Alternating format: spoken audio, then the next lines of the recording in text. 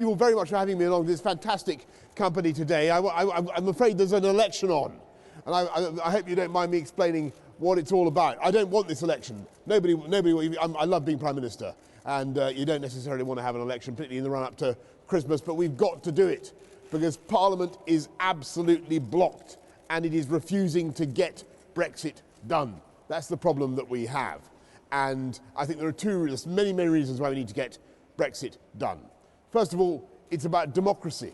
The people in this country voted for Brexit 3.5 years ago, and it's about time that the politicians honoured their promise to the people in this country and delivered it. And secondly, the economy is being held back by our failure to get this thing over the line. People aren't making investments, they're not taking decisions. This country can take huge steps forward if only we can get Brexit done. And we can. We have a plan to do it, we have a deal. We Conservatives, I should say, we have an agreement that is ready to go. It is oven ready. Whack it in. Gas Mark IV. I'm not a great cook, but you know what I mean. It's there. It's ready to go. Take it out. After Christmas, it's done. We can leave on January the 31st. And then we can get on with all the other things that we want to do in this country. Investing in the NHS. We're putting in the biggest investment in the NHS in living memory. Investing in our police. 20,000 more police officers, increasing funding for every primary and every secondary school in the country, doing stuff like gigabit broadband, 5G, 6G, as well as helping people with the cost of living across the country. So lifting up the living wage by the biggest ever amount.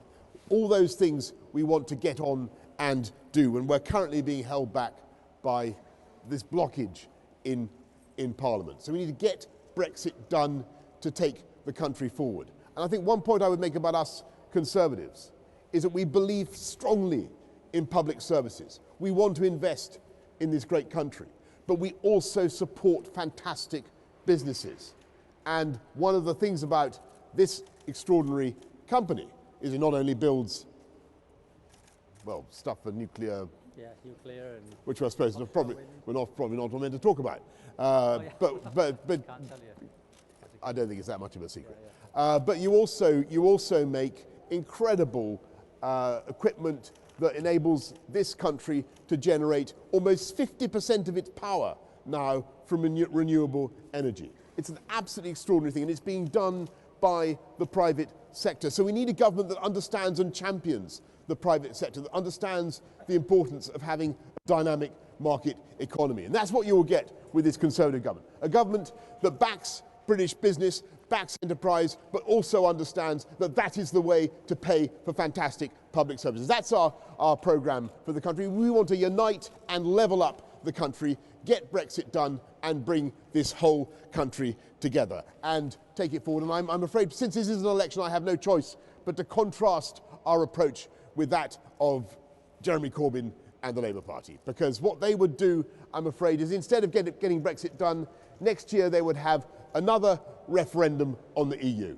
Yet, that's what he said, another referendum on the EU, which I think would be a complete waste of people's time, would delay the economic growth that we want to see, would mean yet more political wrangling and bickering, and then, of course, another referendum on Scotland as well. Does anybody here want 2 more referendums next year?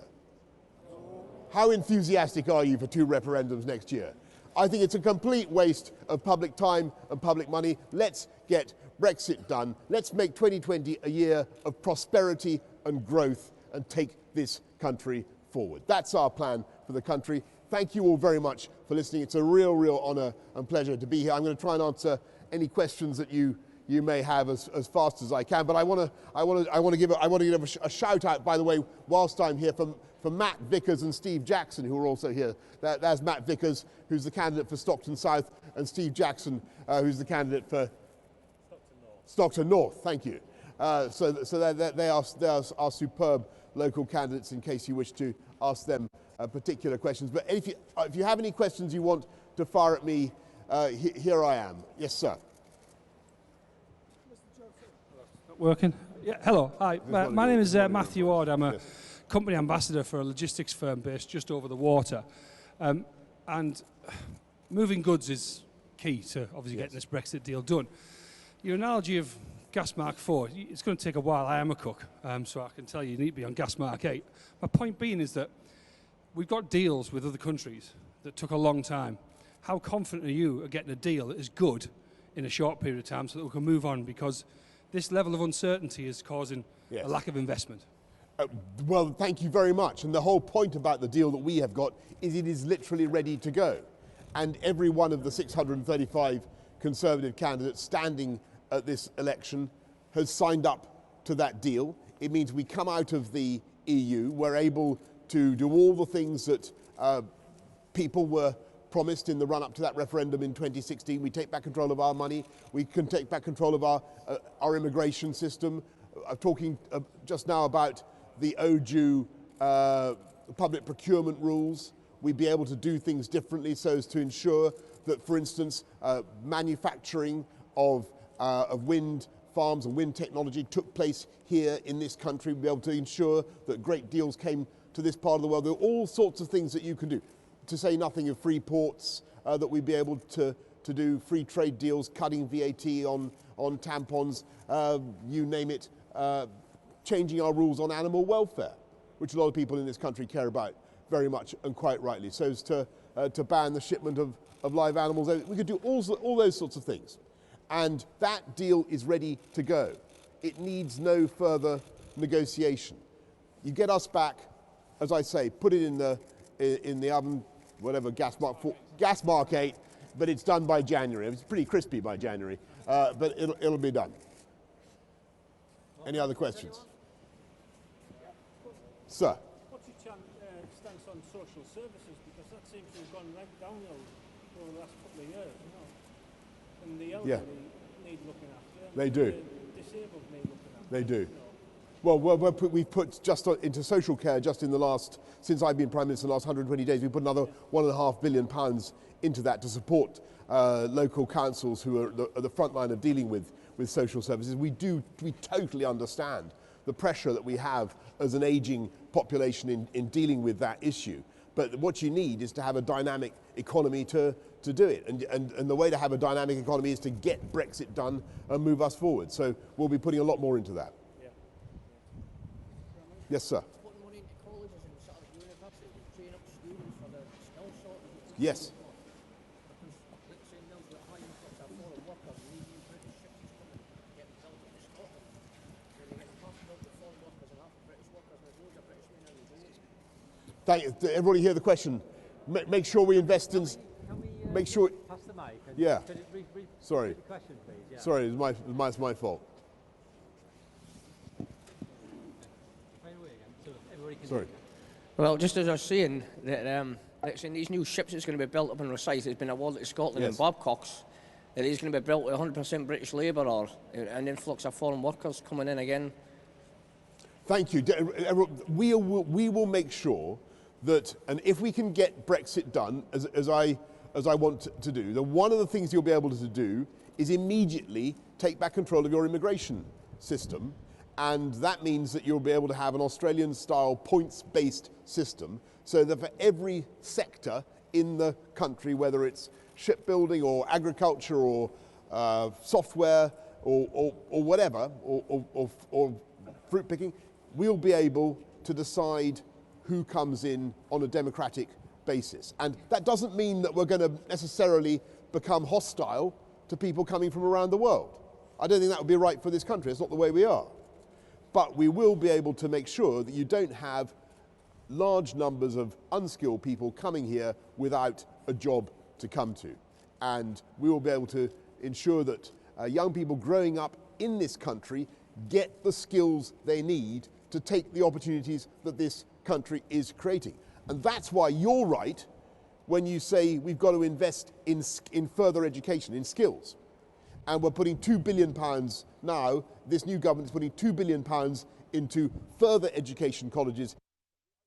University is great for some people, but our young people need to be learning on the job. And I saw at Govan, the Type 26 frigates that are being built by BAE Systems. Absolutely fantastic jobs for young people. They didn't go to university, but they're absolutely brilliant young people, and they have jobs, high skill, high-wage jobs that will last for decades.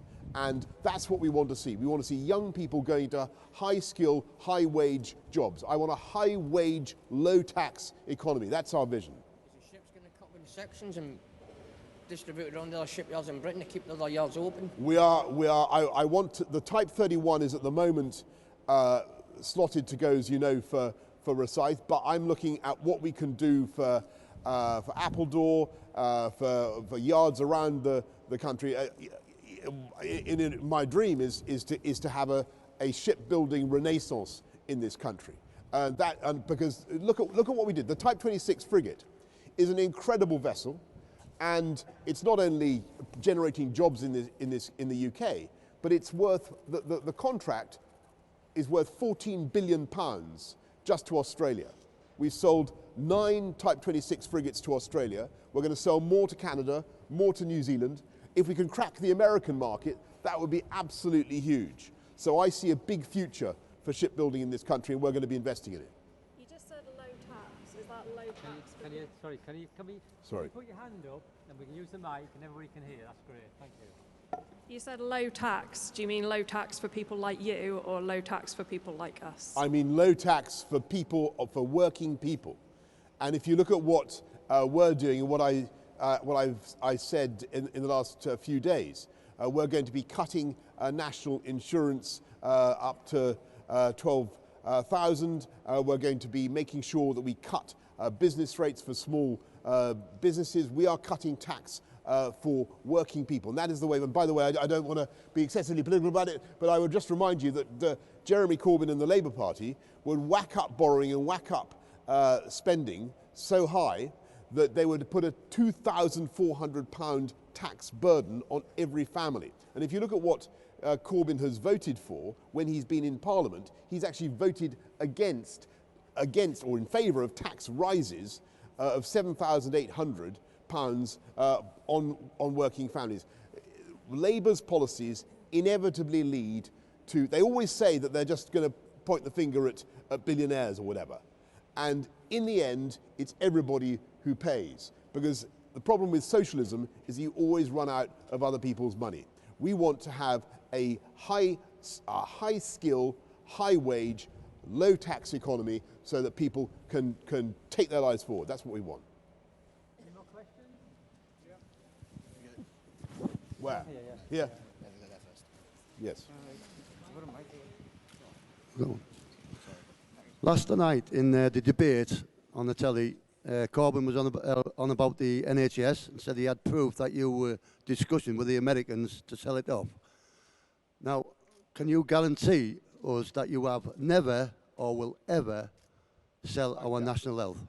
I can, and I was amazed by what he had to say. And as I said last night, I think it's a complete invention. Let me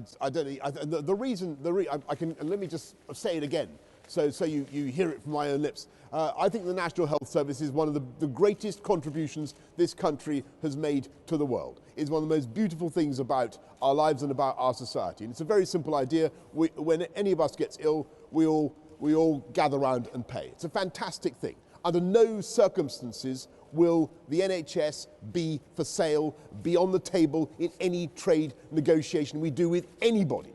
Under no circumstances. Let me make that absolutely clear. We will continue to fund the NHS massively. And you heard what I had to say about putting £34 billion, a record sum, into the NHS, upgrading 20 hospitals, building 40 new hospitals, massively increasing the number of GPs and nurses that we're hiring across the whole NHS. We will invest in the long term, and we can because we understand what it takes to have a strong economy.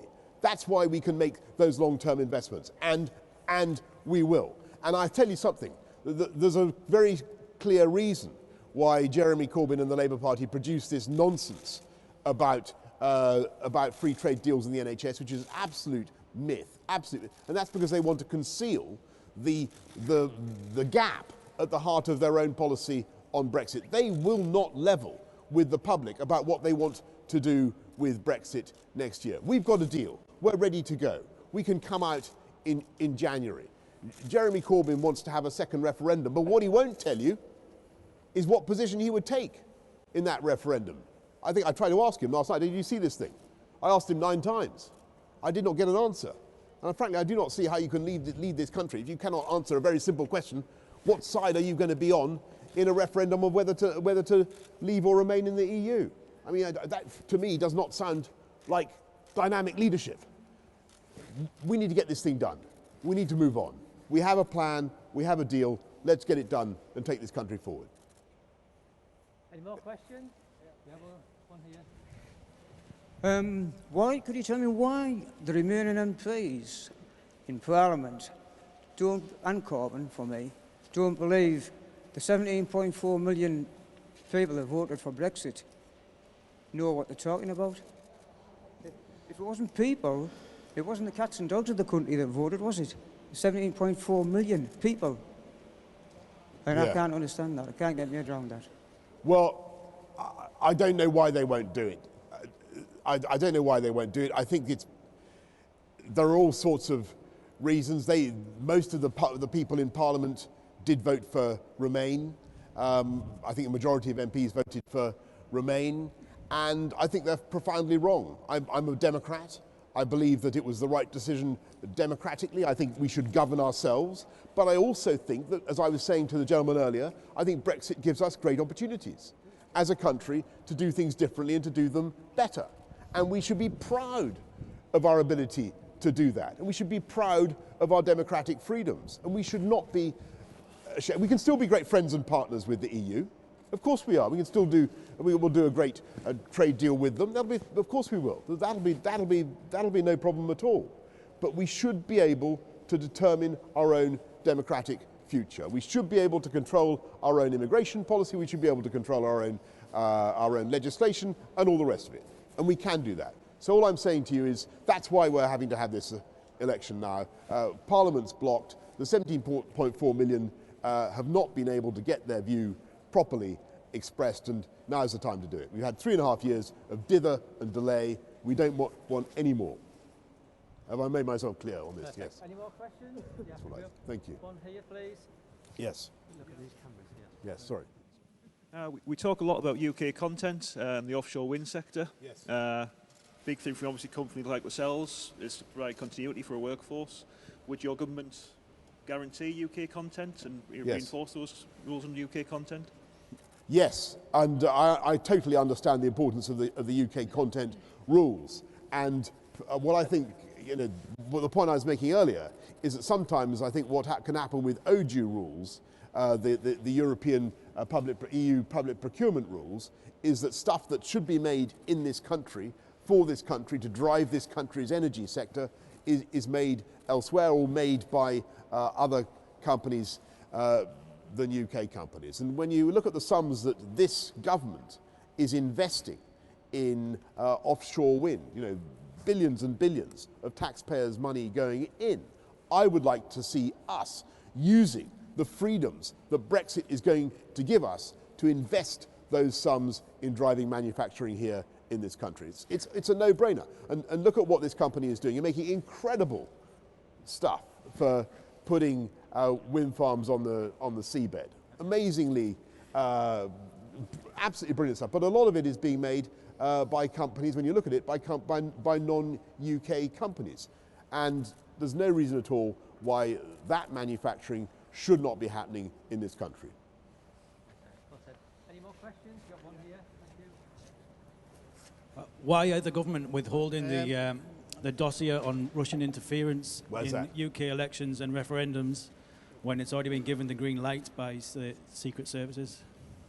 There's absolutely no evidence that I've ever seen of any Russian interference in UK democratic processes. And as for that particular report, I saw no reason whatever to change the timetable for publications of a report just because there was a general election going on. Do you not think the public deserve to know that in advance of the vote? Well, I saw no reason to change the timetable for the publication of a report simply because of the general election on. I can tell you I've seen no evidence of any Russian interference in any British democratic event. Any more questions? Yeah. would your government have the flexibility financially to back companies to actually train young people from MVQ level 2, which are modern apprenticeships, to actual MVQ level 3s, which they actually need? I've worked with young lads who've had MVQ level 2s but been stuck in limbo because they couldn't move up to MVQ level 3s because companies couldn't afford to employ them. Well, we will certainly, we're putting a huge amount, as I said earlier on, into education. I will look at what you're saying about NVQ3s and see what we can do to ensure we fund those as well. I've said that we're putting 2 billion into FE colleges. I will see.